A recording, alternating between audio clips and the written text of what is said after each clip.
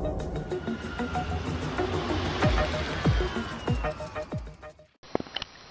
everybody, this is Arnold98. Here's my latest Lego Transformer.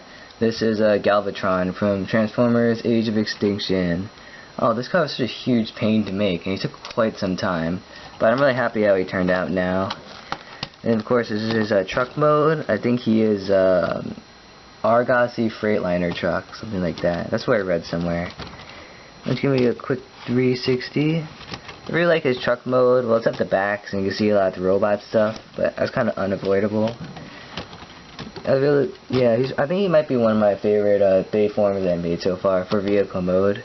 Just like everything fits so well, like Lego, all the tiles and everything, and it's pretty smooth and everything's all square. Unlike like a curved like a car, like a Bugatti, like Drift is. This guy turned out really well.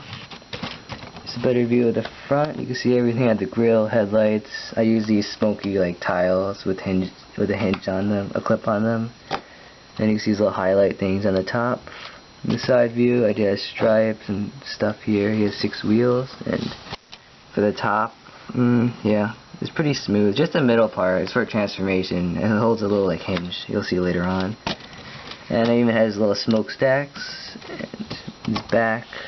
Unfortunately, his feet don't fold in like the Voyager toy does, because clearance issues with like the hinge, with the ball joints. And here's the bottom. Not much. You can easily tell these things become his legs, and yeah. And one achievement for me, I really like vehicle mode is it can roll. That's really hard to find in a lot of my Transformers nowadays. Usually my big Transformers have like rolling wheels. I managed to fit it in. Rolls pretty well, but eventually these front wheels might like push in and fall off. Alright, for vehicle mode, he has some accessories, yeah. This is probably a first for me. A lot of my vehicle modes don't really have accessories. Here you go, here's his missile pods he uses to try to shoot down the Autobots when they're escaping in that scene he was in. And it's a shame Galvatron didn't get much screen time in the movie. You just clip them on the sides. And yeah, these are flick fire missiles because I like stuff with playability, and you just go, I'll misfire. I could try to shoot the inner ones, but they require more force to put out, and they could like push out all the panels, yeah, like that. Yeah, I've seen Galvatron couldn't like hit anything. It was like a stormtrooper. Like, you hit any of the Autobot cars, especially since Optimus is like a gigantic truck. But it's probably because the humans were controlling him for that. Oops, sorry. Oh, wow. And you take these off. Yeah, I could roll him around all day. But alright, time to get to transformation. He's a particle former in the movie, like the new Transformers. Like, they just turned the particles from vehicle mode. I hate that just float in the air and like reappear into a robot. And of course, as a result, he has no vehicle mode parts on him. It would be cool to see at least wheels. The designers tried. First, you take this entire side section, fold it down. Yeah, you can see this guy might have a bit of kibble, but I think it's well managed. And you take this side panel and fold it in, bring down the leg, and rotate it. That's one leg done. That's a huge panel on the side. And this one, you fold it in. One cool thing I did was I put a little cheese slope here to form a little divot, and this fits in exactly where this hinge like corner sticks out, so that's kind of cool. And it's like a kind of a tab. You fold this down, and then you fold this part in, and you fold out the legs. From this point on, this is like the only similarity I have with the toy. The rest of the transformation I mostly made up. First here, there's a chest, and you fold this section up. And up again. That part just serves just to cover up the chest, since that orange dot would look really obvious. And then you fold up these smokestacks into the top, and then you raise the camera. This guy's pretty big because it's like kind of like a leader version of my Transformer. It's just like Optimus and Megatron is for the first movie, and Sentinel Prime. And then here's when this backpack forms. You take the entire top section, fold it down, keep it up for now. You can see it's supported by this droid arm. And this part here, on this hinge, it folds. Oh no. Alright. It folds out, and you can see these become his arms, and has a bit of the windshield attached to them. just to save some kibble off the back. You fold these to the front, and I'll deal with them later. Next, you fold this section down. It kind of just hangs there, and then you take its head, it's been hiding here, and fold it up. And now time to deal with this backpack. You take this entire section, it's on a ball joint, and that allows you to rotate it around. Oh, this stuff's, yeah. This huge roof is supported just by a single, like, connection point, so it's kind of flimsy. And you just fold this section up for now over here. And I'm going to deal with these wheels since I have a... Alright. The wheels fold up like here, and then you rotate them down like that. And same thing for the other side. Yeah, these wheels took me a while to figure out. I like how they kind of like store into his body, because as you can see, his body's kind of like really thin here. So it kind of helps with like kibble distribution. And this entire section, you fold the wheels up for now, and then you fold them. Oh, come on! You fold them in here. They kind of just store in here. And then you can take this entire section, you clamp the center grill onto the bottom bumper, and then you fold this all up. And then this part you bring down, you fold these side panels in, and then you fold this up, and then here you fold this little hinge here, and this part will tab into this black part down here to lock this whole backpack in place. And then you take this little, what was that, foot? Whoops. And then you take this hinge here and fold it up, and that's his backpack. And now finally, last but not least, I'll deal with the arms. First of all, you bring this down. You lift up his shoulder pads. Yeah, his arms, I really like the transformation for them. Oh, that falls off. Oh no, not again. Alright, I promise. For his arms, you extend this part out here. It's on like series of hinges. You flip this part around and this part around again, and then you fold this entire windshield up, and you see the mirrors fold in, and it kind of locks everything in place. That's one arm. Oh, whoops.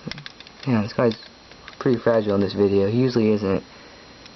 And that's one arm. Next for the other one. Out, and then, oh. Rotate this around. Rotate this around. Take the panel and fold it in. And then that's basically his robot mode. Oh yeah, you need to take these little sections and fold them up. They kind of resemble his hoses he has. And then make sure he stays put, since he's pretty big, so his ball joints kind of like are floppy since of all his weight.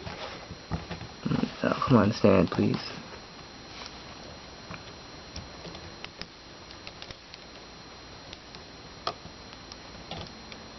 Oh, well. So here's a Galvatron in a robot mode. Back up. I really like how robot mode came out. Yeah, he's a bit of kibble. His backpack's not bad. It's pretty organized though. And he has these huge leg panels and stuff on his arms. For comparison, here's his Voyager toy, which I really like how what Hasbro was able to do. Even though people have been complaining, his backpack's really compact and these little things on his feet. He also color changes, so like he goes from a dark gray truck to a light gray robot. So you can see all the panels are different colors. They don't seem to like blend in. They just stick out. Yeah, I think I did a good job with the kibble. And the good thing about the kibble is that none of it really restricts his articulation. He has a still standard articulation. He can even move his arms back, which the toy couldn't because of how wide the backpack was. And his arms are sort of fragile. You could bend this around, bend at the elbow and rotate. You can even move his little fingers. These are the same types of fingers I use for the Dinobots. So, and for the legs, you could bend up, almost 90-degree bend, a 45-degree bend, and then just rotate here. And he even has a little like foot, ankle tilt on a ball joint, even though it is kind of like loose when you try to pose him. Alright, time to get to his accessories. First of all, he has his arm blades here. They're not that accurate. I tried my best since There's only one connection point on this underneath all this kibble with this little clip here formed by this by the clip in the bar here. You just fold it in and click it in here. It's supposed to stick out more, but